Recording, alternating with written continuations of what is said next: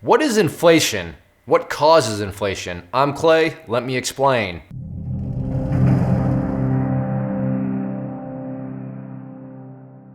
Let's first start with what is inflation, and then I'll go more into what actually causes it. And what better way to explain inflation than my personal experience with chicken wings? Because I love me some chicken wings. But my experience goes something like this. And I suppose this will date me, but back in 2002, especially during baseball season, every day after practice on Tuesday, we'd go to Jed's. And Jed's had 25 cents per wing. It was marvelous. You could get also, because you're a broke high school teacher, right? Or teacher, a student. I'm out there pushing carts and stuff, just trying to get by, make a living. And so 25 cents, it was amazing. And then you had this occur. And what is this? Well, that represents time. And time, time wanders on. I think that's a country song. Is that true, Nate? I don't know. Probably. Nate is not a voice in my head. He's the camera guy, just for a little context sake. But now it is 2019 at the time of this video. And it's sad what has happened. Well, what has happened is, now chicken wings at Jed's are 80 cents. I'll put a screenshot. I was digging through their menu, and their special, as you see, is $7.99 for 10 wings.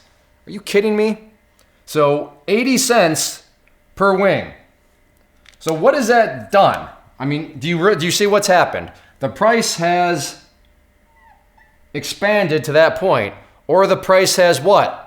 Inflated to that point. Hence, inflation is just simply a matter of prices rising. Now, it doesn't mean that a price always rises over time. Sometimes prices totally deflate.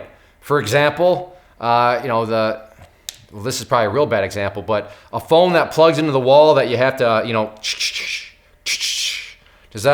doesn't make it, but those prices have gone to oblivion, right? Because those phones just don't exist anymore. But as a whole, if somebody is talking about inflation, they are talking about prices that are rising over time. That's all inflation is. Very simple. You can inflate a balloon, make the balloon expand. Same with prices. So 25 cents to 80 cents, like I said, at the literal same restaurant that was about 17 years that has occurred. So over 100% inflation on that deal for wings. But what actually causes the inflation? Let's go to my desktop and I'll walk you through a couple different situations. Welcome to my desktop. The first type of inflation, what is known as demand pull inflation. So to set up this whole scenario here, we have demand with the downwards curve, and we have a market of people. So we have Trip, Joy, Faye, Dorothy, they make up our market of people. And then we also have supply, right? Any market is going to have demand and supply. Who is our supply? Well, in this example, good old-fashioned Jed's. That brings back some good old memories right there. To set the context further, we have this graph over here represented in the upwards direction by price, and then in that direction, the chicken wings, which would be the output. So how many chicken wings need to be made, need to be supplied for the market. And again, we have our demand curve represented by the downwards curve, and we have our supply curve, which is rising upwards. And then we have our equilibrium point, which is where those two lines intersect. So to further set up the stage for things, we have the output of wings right now at 50. So there we go. There's the market for wings. And then the corresponding price for that is right up there at 25 cents, as I discussed. So there you go. Price tag of 25 cents. Now let's say that all of a sudden there is some breaking news. What is this breaking news? Some company XYZ is coming to town.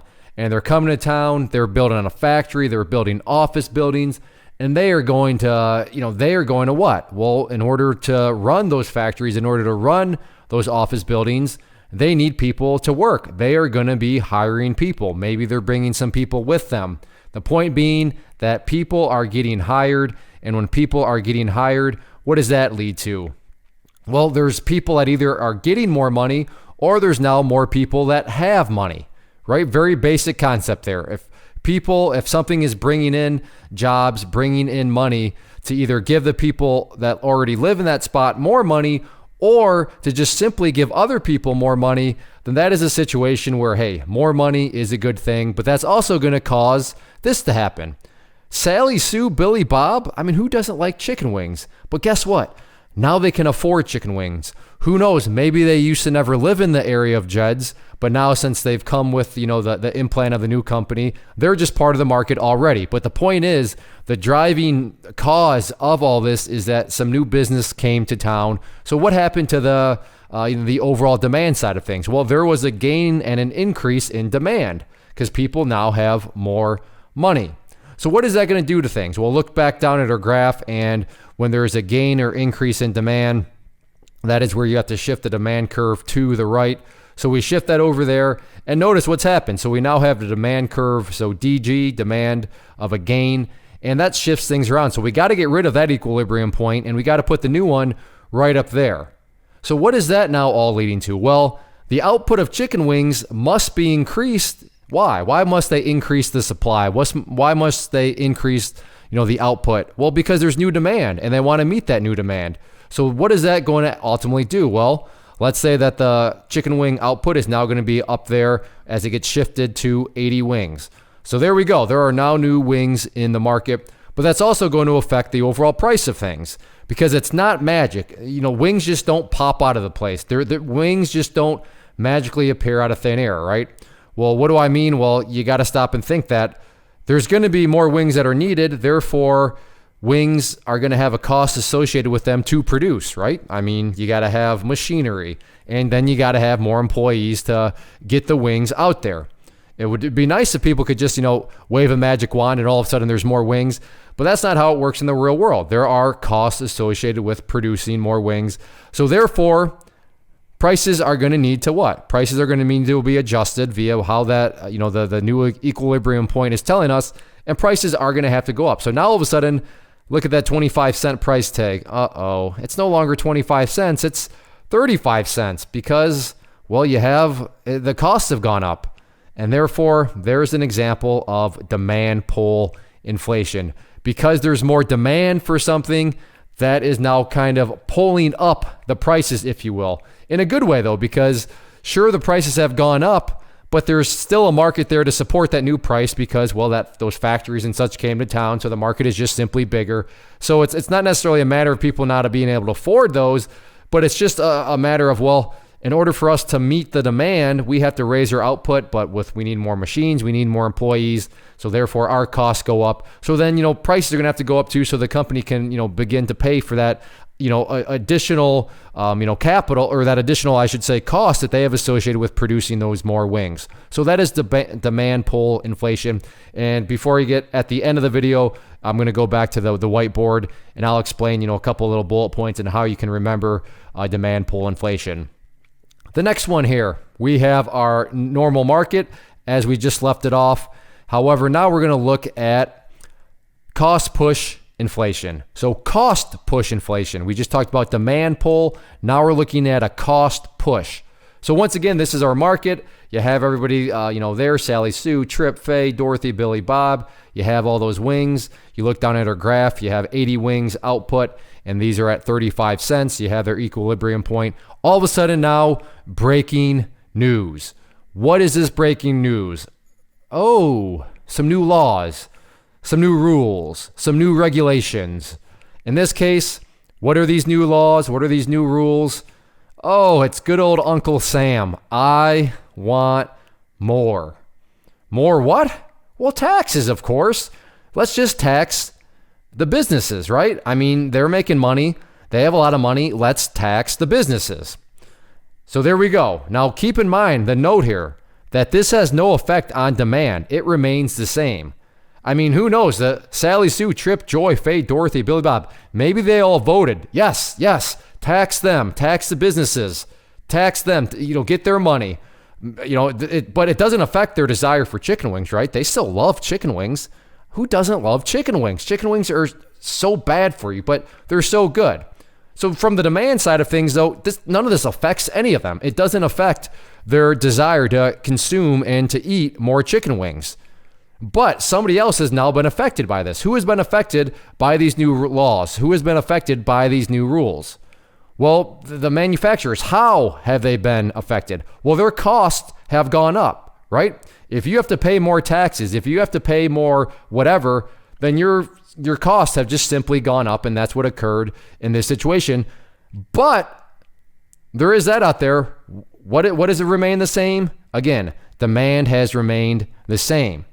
And we have to remember that Jed's is a for-profit business. And because they're a for-profit business, well, they want to stay in business, right? That's kind of the entire point of a business. If you're a for-profit business, then you make profit by staying in business. So yes, they want to, stay in business. But now the problem becomes, well, that they cannot make enough money at the current output levels. I mean, if they're doing these 80 wings and what that requires, remember, they adjusted their cost earlier because of, well, then a more demand. But now all of a sudden, they just have more costs piled onto them because of these new taxes or regulations or whatever. But the point is, their costs have gone up. So what is that going to cause them to do? Well, there's now been a loss or decrease in supply because, well, we just can't afford to do that anymore. We can't afford to, keep going with these 80 wings because we have these new additional costs, but demand is the exact same. Now, had demand shifted with it, that's a different story. But here, if demand remains the exact same, well, then, they're very limited in what they can do. So what is that going to do? Well, because there's a loss in supply, we have to move the supply curve to the left. Loss in supply, move it to the left. So that is where our new supply curve resides, which is now going to shift the market here a little bit. How so? Well, the first thing is we don't have that. We have a different equilibrium point. That's going to meet the needs of these new market dynamics. And the first one is going to be just simply right there at the output. Well, the output is going to have to go down, right? So output goes down. See you later, chicken wings. And it is what it is. And now that's going to just say there's got to be 60, right? We can't have as much output because, demand didn't change, but the cost did change. It went up. But that's also, what's that doing for the price, though? Look at how those, the supply and demand curve is interacting with one another. The prices have actually gone up too because, well, not only can we not make as much, but we're going to have to charge more too in order to compensate for these costs. So again, that 35 cents is no longer 35 cents. It is right there at 50 cents. And once more, we have a case of inflation. All because it was a cost that was pushing it in this situation. In the previous one, demand was kind of pulling up prices. In this case, just higher cost for the supplier is now pushing up the inflation, pushing up those prices. It's not because a bunch of more people wanted chicken wings. It's just because external forces now came in and put more cost upon things, and therefore it kind of gave it a big old push, and up prices went because of those dynamics. Now, if Jed's was just not in the for-profit business or whatever, then it doesn't really matter. Like, all right, we'll just go out of business. But because they're in the for-profit business and they want to stay in business, they're going to need to conduct themselves in those certain ways. So that is what cost push inflation is. We're going to go back to the whiteboard, but before we do, real quick note. I apparently can't read my handwriting, so I call it cost pull inflation on the whiteboard. But like I said, I don't know what I was thinking, but it is what it is. So when I'm talking about cost pull inflation, just remember I actually mean cost push inflation. So again, on the whiteboard, when I'm talking about cost pull, just remember I'm actually meaning cost push. And I will go and work on my handwriting. But let's go back to the whiteboard. As a quick recap and a way for you to remember things, whether it's a test setting or just in general knowledge, realize that when it comes to demand pull, any reason, any cause that people have more money, that is going to have the demand curve go to the right. Again, whatever the reason is, whatever the cause is, if people have more money, they can spend more, and that is going to cause demand to go right. On the flip side of things, the straightforward way, cost pull inflation. Any reason, any cause. Like I said, in the example you saw, it was some sort of regulation. But anything that is going to cause any reason that is going to raise cost on a supplier, on a business, on a whatever, whoever is supplying a product or service, that is going to cause the supply curve to shift to the left. And then from there, you can break down and see how that would affect everything else. So approach it in this manner, and just kind of keep it broad and ask yourself, okay, why, do people have more money? Would this cause people to have more money? Would this cause people to have less money? Would this cause a business to have lower expenses? Would this cause this business to have higher expenses? And then from there, you can break down which way you're supposed to be shifting those demand or supply curves, and then that's going to tell you the rest of the story.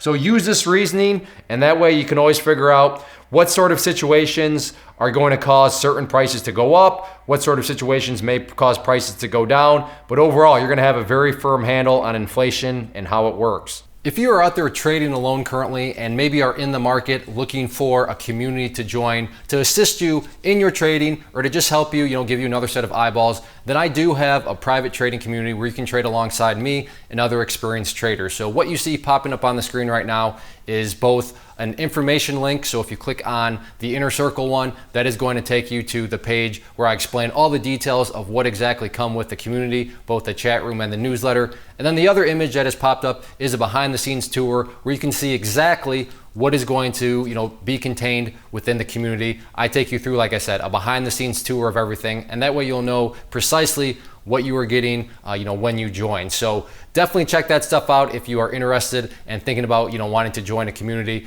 and let me know if you have any questions.